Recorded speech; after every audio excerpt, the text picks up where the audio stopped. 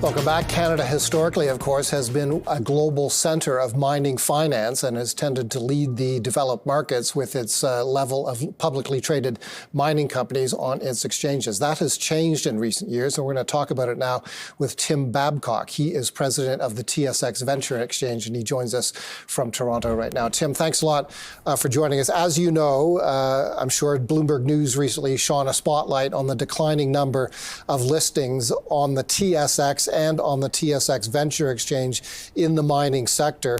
It was 1,500 or so in 2010. It's now about 1,100 or so. What's going on, and can the TSX Venture do something to turn that around? Well, I think both TSX and TSX Venture can and have do things to really support the mining industry in Canada and the mining industry in the Canadian capital markets. I think we have to be cognizant of the fact that Canada still leads the globe in terms of mining companies and mining financings. Last year, we were number one in terms of the number of mining companies listed on our exchanges. We are number one in terms of new mining listings on our exchanges. And we're number one in terms of capital raised for the mining industry globally, with over 10 billion raised by mining companies listed on TSX and TSX Venture. So potential entrants into the sector like the Toronto capital markets, what do they see here? Oh, I think we see some optimism. We have the PDAC conference going on right now in Toronto, and there's a lot of optimism around the sector. I think obviously there's a lot of uncertainty, and given global events, that is to be warranted. But we also know that there is a lot of attention right now on critical minerals. There's a lot of demand for new exploration, and I think that we see some good times ahead. Bloomberg also reported, and again, it's citing figures from TMX Group, that of the mining companies that delisted, about 27% were companies that converted to marijuana firms. So those would be companies those would be exploration companies that failed to find a financially viable minerals resource and pivoted instead to the world of marijuana. Is that a normal thing in the cycle of mining exploration? As we know, a small minority of exploration firms achieve bankable success. Certainly, and a lot of those exploration firms, even if they are not getting success in various projects, they pivot to new projects.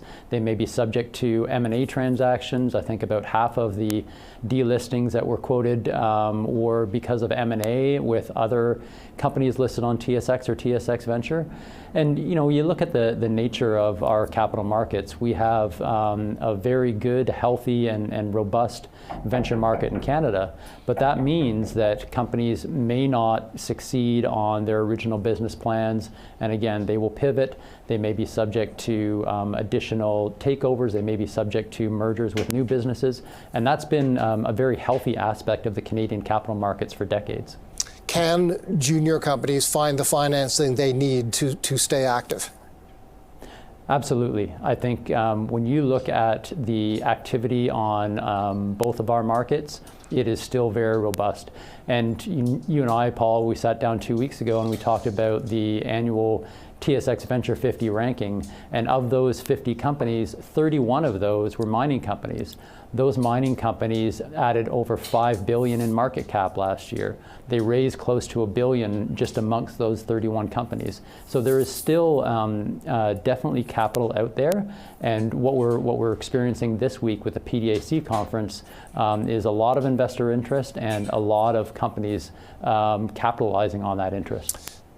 Metals prices tend to be high now. Gold and silver are at historic highs. Gold, of course, is near all-time highs. Copper prices are historically high. Does that boost sentiment at times in the metals cycle when prices are higher? Unquestionably, yeah. When prices are high, and you talked about the precious metals. Certainly, there's a lot of interest in gold exploration these days, but there's still uncertainty.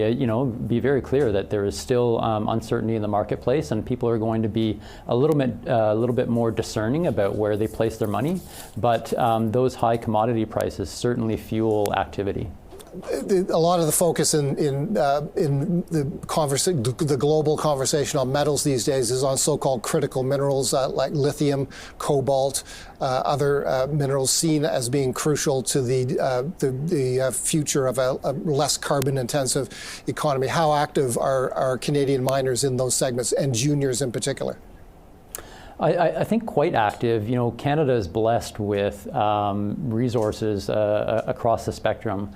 And so we have a lot to offer, and I think that a lot of our issuers are very much interested in exploring for and developing those resources.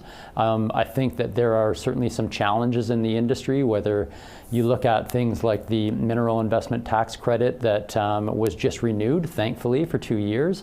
But that we could do a better job on supporting those issuers.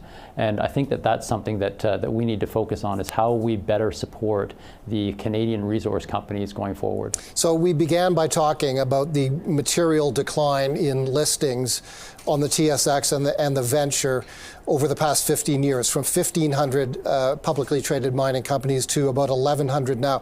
You're saying that profile can be rebuilt, are you? I believe so, yes. I think that we have what it takes to continue to be a global leader in mining and mining in the capital markets. And I think that we have the ingredients that will continue to make that happen.